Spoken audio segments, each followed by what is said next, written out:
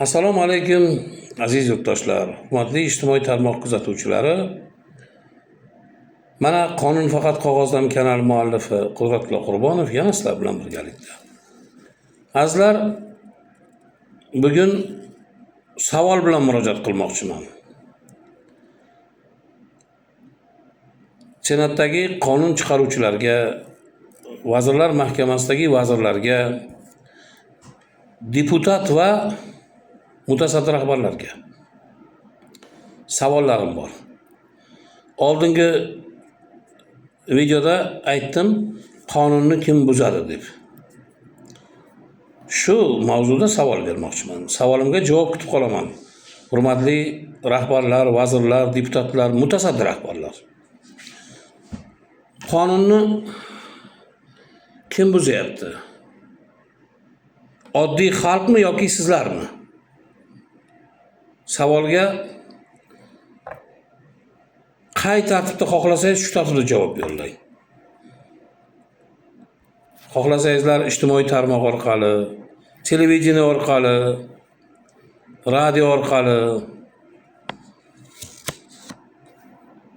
javob yo'llanglar. Hamma eshitsin. Men ham eshitaman. Yoki telefonim bor, telefon qilib javob bering. Men savolga javob kutib qolaman. Men bu savollarim uchun bir ikkita izohlarni keltirib o'tmoqchiman. Mana Samarqand viloyat hokimi Adiz Muzaffarovich Boboyev ma'ruzalar eshitdim. O'rtoq Adiz Boboyev, otangizga rahmat sizga. Hurmatli Samarqand viloyat hokimi Adiz Boboyevning ma'ruzalarida shanba, yakshanba dam olish kunida hech kim ishga kelmasin, men ko'rmayin. Ishga kelib, o'zingni yaxshi ko'rsatib, yurgandan ko'ra borib ota-onangni ko'r, oilangda bo'l, qarindosh urug'ingni borib ko'rib kel. Bolalaringni parkka olib chiq, sayr qildir, dam ol dedilar.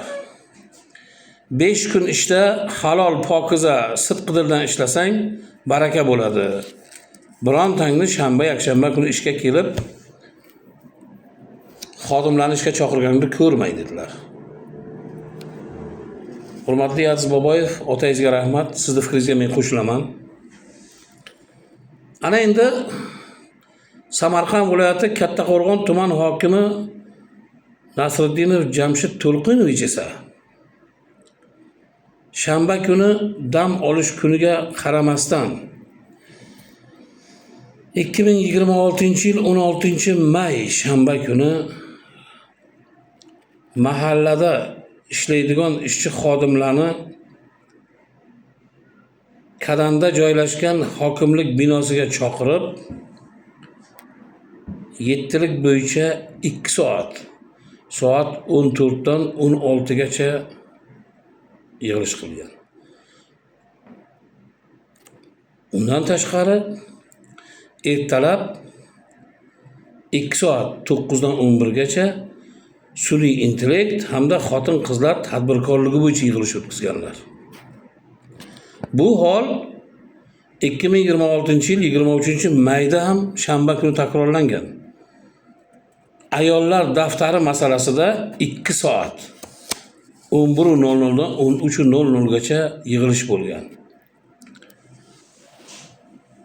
O'rtoq Jamshid Nasriddinov, viloyat hokimining topshirig'ini bajarmaslikka vakolat bormi sizda? Shanba kuni dam olish, fuqarolar, ishchilar dam olish kerak. Siz dam olish kunini ish kuni qilyapsiz. Qo'shimcha oylik maosh to'layapsizmi? Mana O'zbekiston Respublikasi Konstitutsiyasi.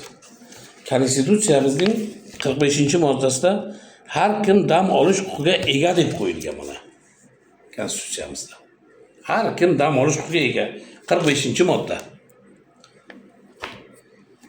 Siz konstitutsiyamizga hurmatsizlik qilgan holda viloyat hokimining topshirig'ini bajarmaslikka vakolatingiz bormi, haqqingiz bormi?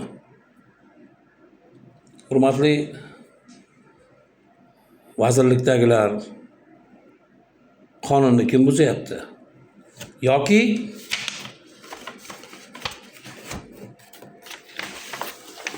Navoiy viloyati Qiziltepa tumanida mana kadastr bo'limida kadastr hujjati qo'limda. Ko'chma mulk obyekti kadastr yig'ma jildi qo'limda. 1/34 raqamli. 21 2.08 04 01 01 2.000881. Pochchayev Xayrullo Sadullayevichga tegishli. 2016-yilda tasdiqlangan. Bu yerda xo'sh To'xtayev, Teshayev, Nurdinovlar qo'l qo'yishgan. Pechat bosgan, muhr bosgan. Buni kadastr boshlig'i tan olmayapti. Bu qonun buzilishi emasmi? Nimaga kadastr bo'limi tan olmaydi? Fuqaroni javobgarlikka tortib jarima qilgan. Jarima ham unchalik emas. 82 million 400 ming adashmasam hozir. Shu yerda bor. 82 million 400 ming so'mga jarima qilgan mana. Mana jarima qilgan. Fuqaro norozi bo'lib sudga berganda 2026-yil 8-may kuni Qiziltepa tuman sudining ochiq sud majlisida u Muzaffarov sudya ajrim qaror qabul qildilar. Fuqaro Pochchayev Xayrullo Sadullayevichga nisbatan O'zbekiston Respublikasi urbanizatsiya uy-joy bozorini barqarorlashtirish Qiziltepa tumani bo'limi 2026-23 aprel kunidagi Qinav 26-24-10-11-92-035 sonli jarima tayinlash to'g'risidagi qaror bekor qilinib qayta yuborildi. Shuni tan olmasdan yana jarima qilyapti. Bu qonun buzilishi emasmi? Kadastr boshlig'i qonunimizni tan olmasa, o'zi muhrlab bergan yig'ma jil kadastr hujjatini tan olmasa, sudning qarorini tan olmasa, bunda fuqarolar, xalq dodini kimga aytadi? Xalqni jarima qilishdan oldin mana bunaqa kamchiliklarni bartaraf qilish kerak deb o'ylayman men. Nimaga tan olmaydi? Yo vakolati shunday kuchlimi u kishini? Kadastr bo'lim boshlig'ining vakolatlari shunchalik balandmi? Qonunni mensimayaptilar. Yana bitta narsa,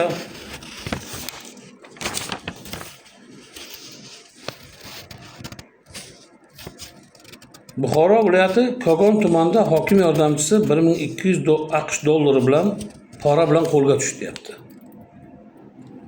Yoki Surxondaryoda viloyat sudya katta yordamchisi pora olayotganda qo'lga tushdi deyapti. Samarqand viloyati Kattaqo'rg'on tumanida hokim muovini 1400 AQSh dollari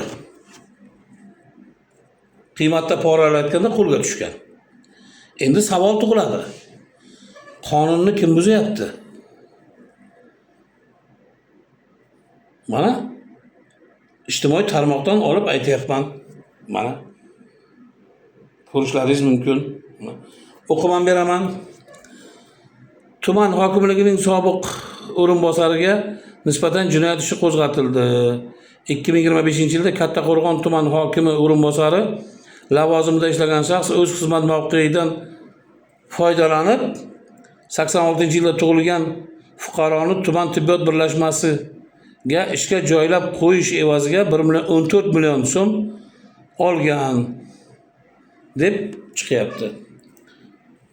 Endi savol tug'iladi.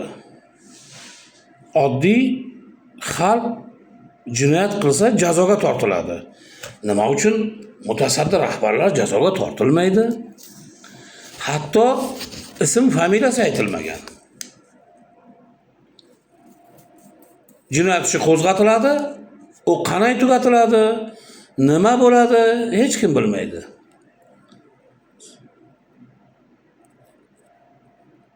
Kattaqo'rg'on tuman hokim muovini, nechta muovini bor? Ko'p, qaysi biri? Muovini palonchidan pora olayotganda deb aytilmaydi. Nima uchun? Hurmatli rahbarlar, vazirlikdagilar, qonunni kim buzyapti?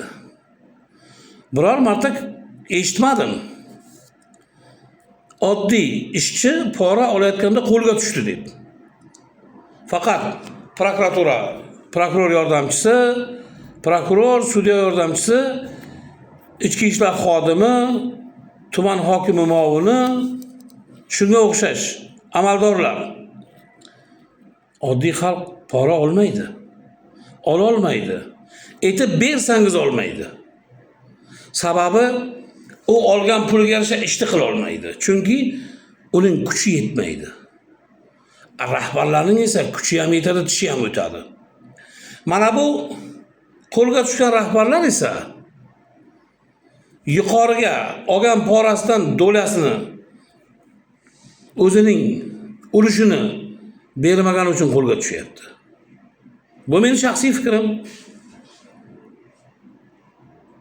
Nima uchun endi bularning jazosi aytilmaydi, boshqasi aytilmaydi?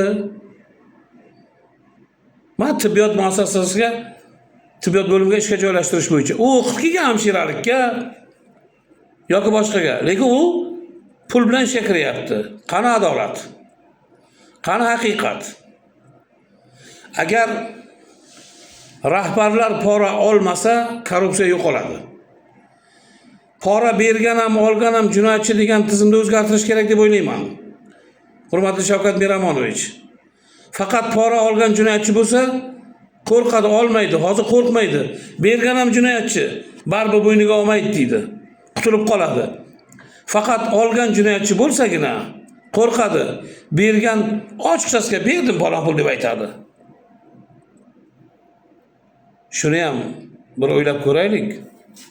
Hurmatli Shavkat Miramonovich, mana bu aytgan gapimni iltimos bir o'ylab ko'rib, shu pora berishda pora oluvchini jinoiy javobgarlikka tortib, pora beruvchini ozod qilib qo'ysangiz, korrupsiya o'zidan o'zi yo'qolmasa-da pasayib ketadi deb o'ylayman. Chunki pora olayotgan odam hech qachon qo'rqmay olayapti-da, u ham sherik deb. Bir o'zi javobgar bo'lsa qo'rqadi, olmaydi deb o'ylayman. Hurmatli ijtimoiy tarmoq kuzatuvchilari,